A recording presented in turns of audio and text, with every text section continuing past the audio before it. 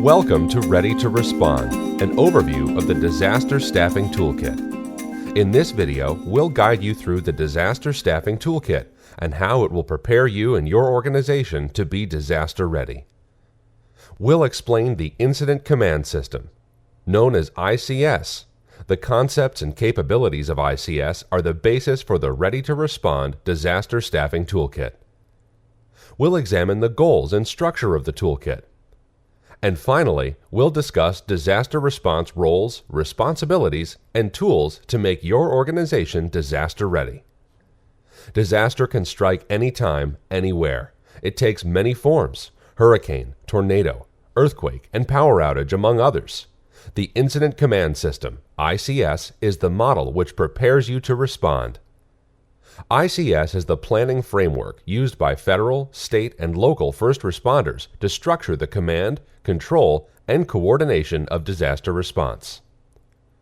By modeling their staffing plan on this standard, housing organizations draw on best practices, align protocols, and share a common language with these public agencies.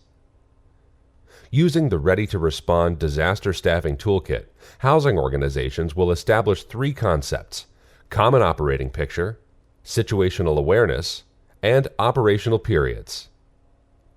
Common operating picture means that your staff fully understands the organization's disaster-related protocols and procedures. Situational awareness means that information about a disaster and its effects are widely known across the organization.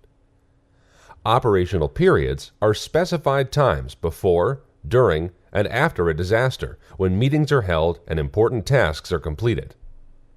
These are 96, 72, 48, 24, and 12 hours before a disaster, the time a disaster hits, and immediately and 12 hours after a disaster. With a disaster staffing plan in place, organizations will know what actions to take 96 hours ahead of a disaster, which can be predicted, such as a storm, and immediately after a sudden disaster, like an earthquake. By establishing these operational periods, organizations can be prepared to respond to both predicted and sudden disasters. To prepare for and respond to a disaster, an organization needs three capabilities: coordination, communication, and information sharing. With coordination, an organization works in a unified manner across departments and with external stakeholders. If communication is good, staff and leaders stay connected throughout a disaster. Information sharing means that vital updates reach staff and leaders, residents, and external stakeholders in a timely manner. These concepts and capabilities help housing organizations achieve the goals of building protection, resident engagement, and business continuity. Let's look closely at the staffing chart to get a better sense of the way each disaster response role supports the toolkit goals. The disaster staffing plan is managed by the Emergency Preparedness Coordinator, who oversees planning and guides staff in customizing their tools before a disaster. When a disaster hits, the chain of command is headed by the Incident Commander, who directs organizational resources to emergency preparedness, response, and recovery actions, overriding normal procedures. During each operational period, the Incident Commander conducts meetings with command-level staff, including the External Communications Liaison, Business Continuity Chief, Logistics Chief, Housing Chief, and optional command-level administrator, collecting and sharing vital information.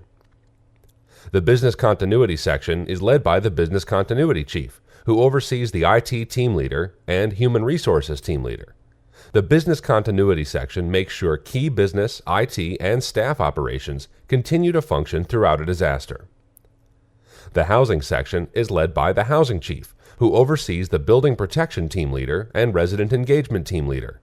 The Housing section makes sure buildings are protected and residents are informed about how to prepare for and respond to a disaster.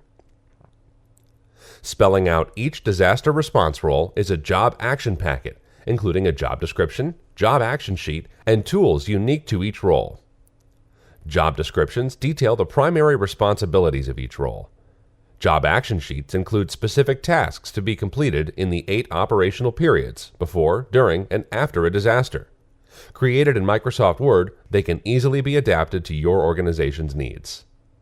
Tools include guides, worksheets, and checklists to help successfully complete each role.